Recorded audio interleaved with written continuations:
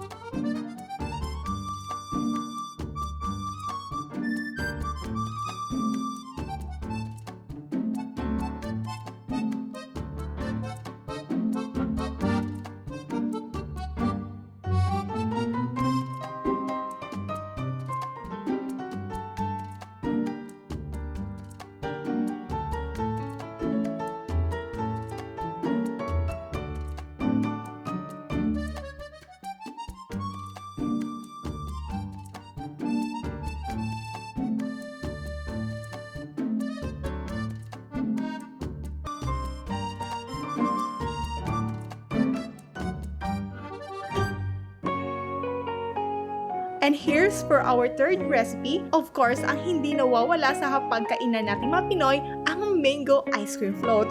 At kung gusto mo itong gawing kakaiba this year, I'm going to show you some idea.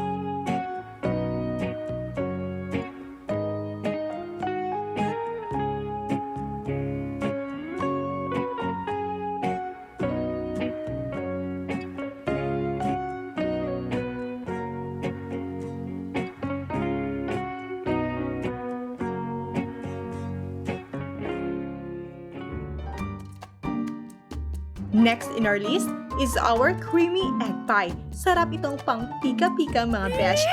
At mas lalo itong sumasarap kinabukasan. Yes, you can make the whole size or this solo size.